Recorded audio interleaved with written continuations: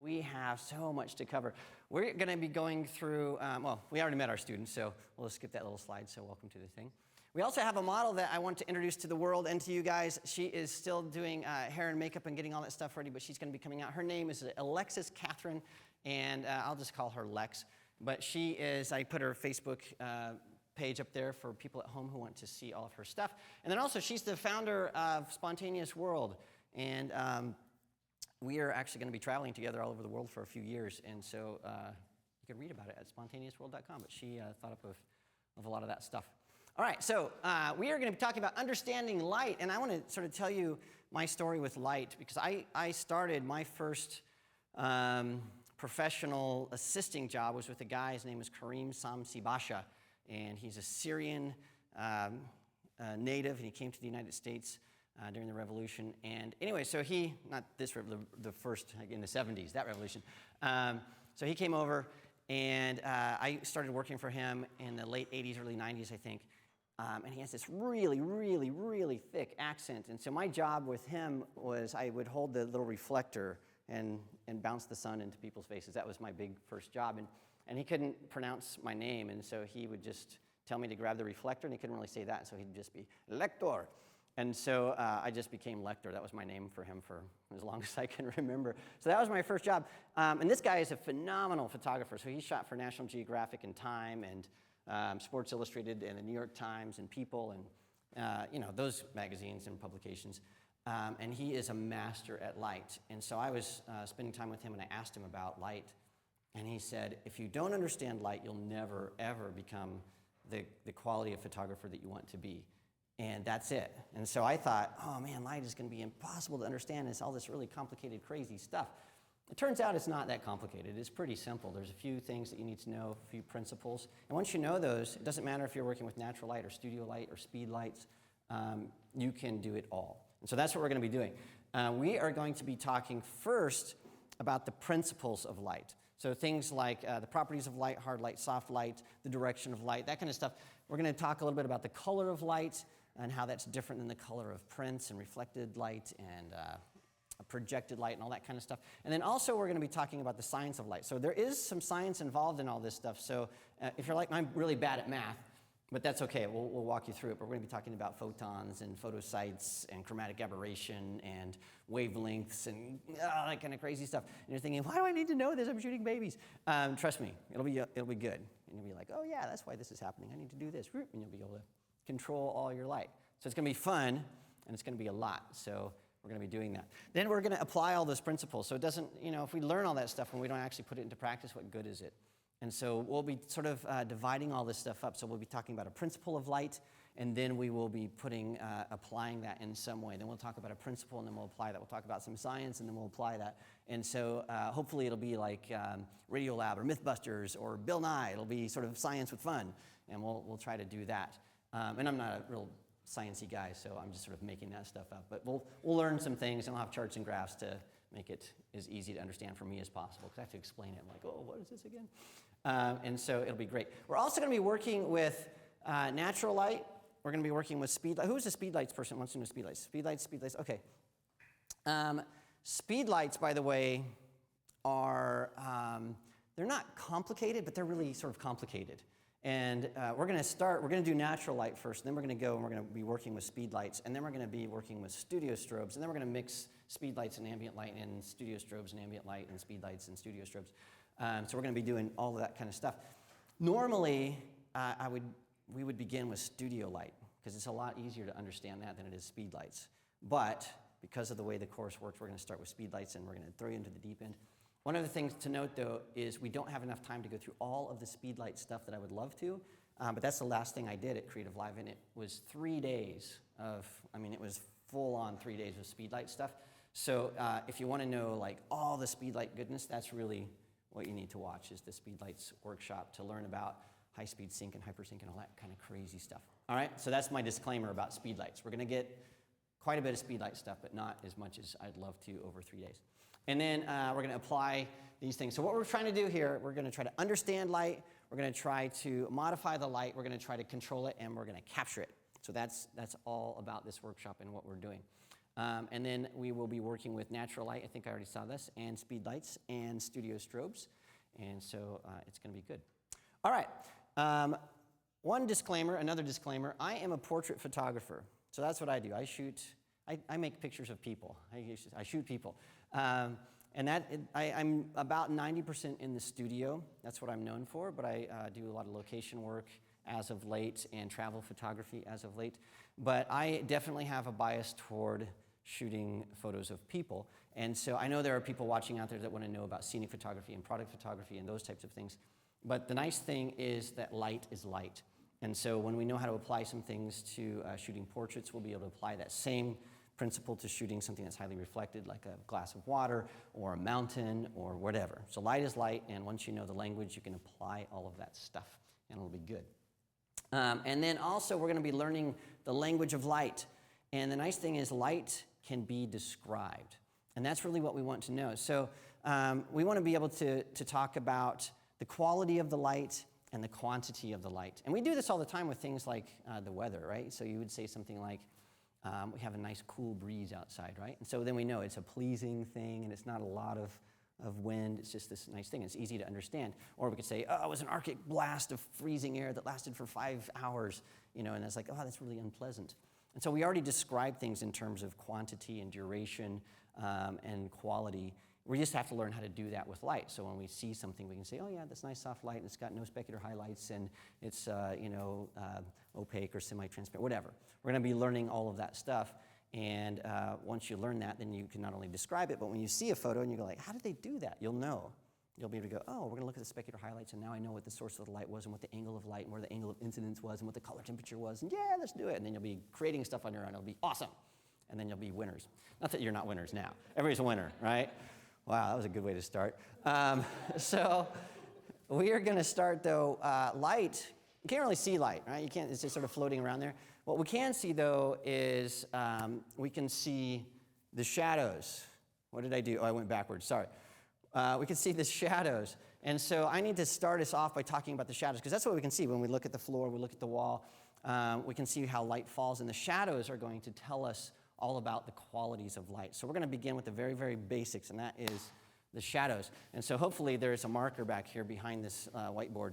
Isn't this a cool whiteboard? I think I'm the first person to use this whiteboard. Is that right? I don't know. Maybe. We'll see. All right, so shadows work like this. I'll do it on this one. When you have a shadow, and I'm not an artist, a drawer. Is that what you call a person that draws?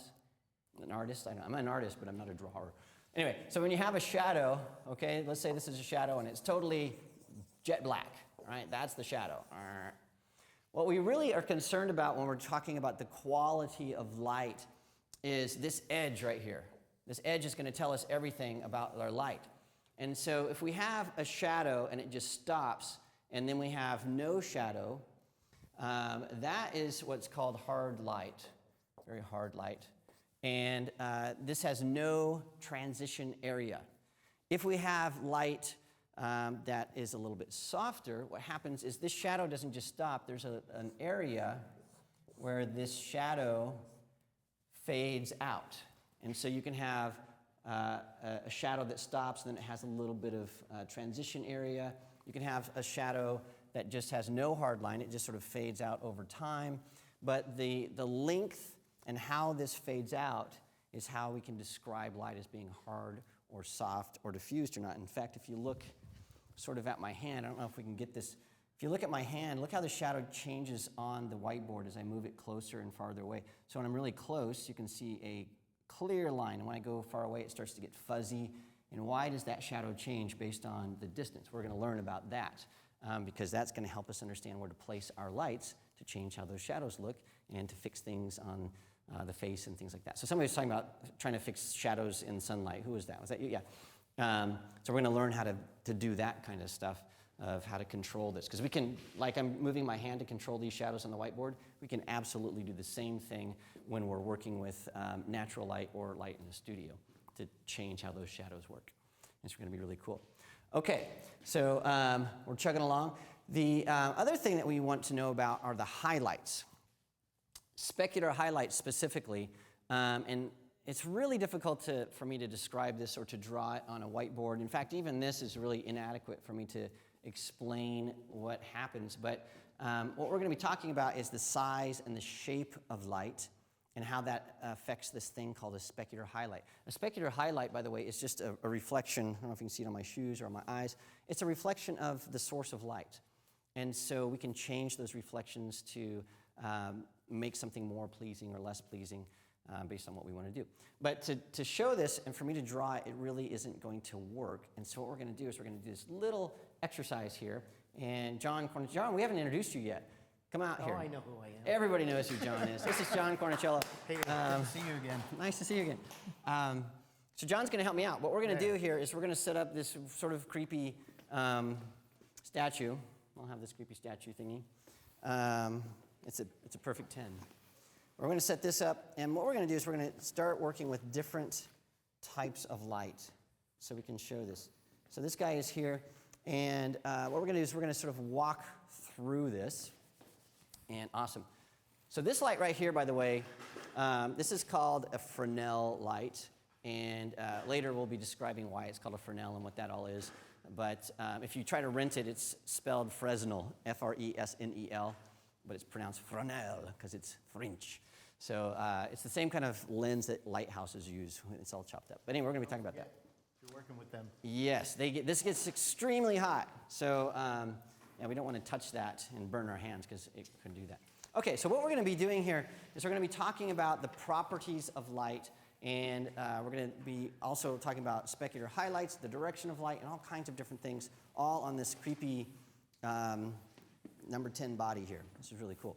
So one of the things that we have to understand is the qualities of light and the direction of light. And so what we're going to be doing here is we're going to start, and we're going to emulate this with this camera right here. Are we ready to go? Yeah?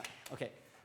When we're looking at this, and we'll have to have you guys walk around and do this a little bit later on with all the cameras. Sorry, you can't. So you have to imagine it.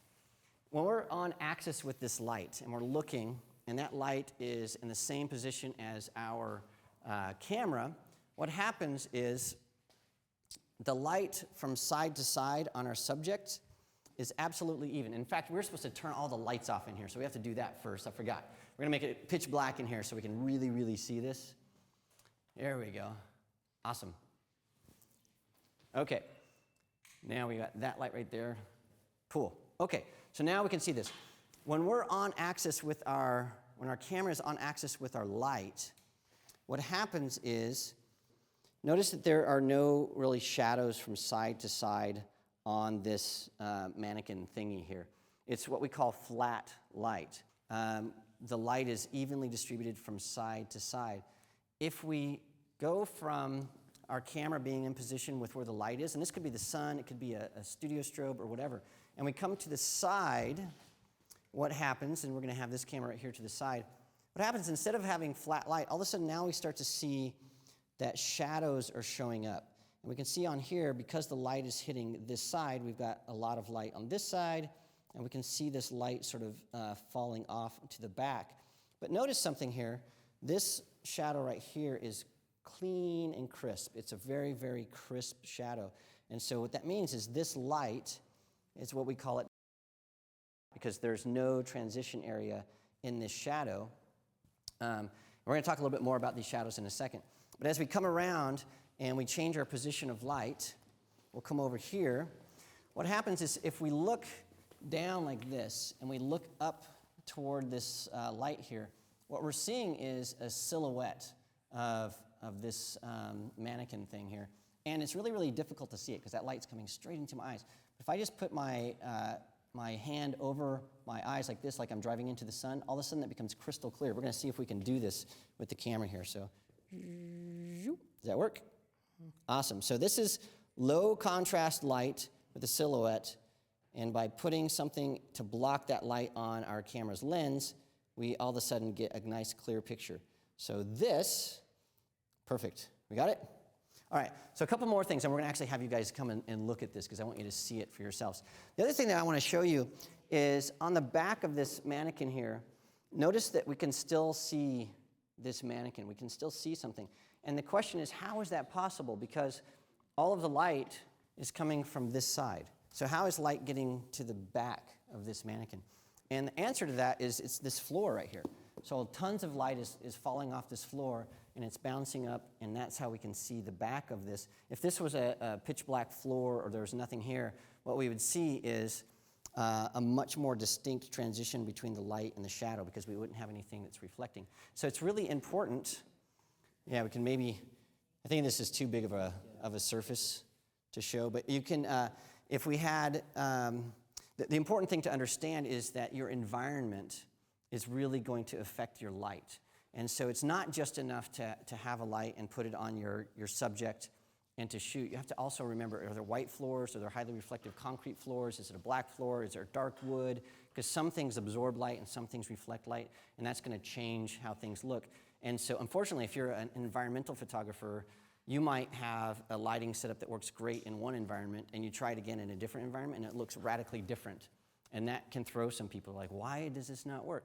Well, maybe in one place you had a nice small thing with white walls, and in another environment it was oak wood. And so it could be totally different. Okay, so we have that. The other thing I want to show you, and we're gonna look at the floor here, but notice how the shadows on the floor change. So these shadows that are close, notice how they have a really crisp, clear line right here. This is a really crisp, clear line. But as we go forward out here, notice this shadow here has this big transition area. Why is that? How come that has that big transition area? And notice also my finger has a crisp, clear line, but this shadow doesn't. So how come these two shadows in the same place have two different shapes? They shouldn't, but they do. Why is that? Well, the reason is this light over here, when it shines on this object right here, the shadows right behind this object, there is no, this object is so close to this, there's no, you guys can hop up right now and actually come see this, so you can see it. So come and stand maybe on this side over here.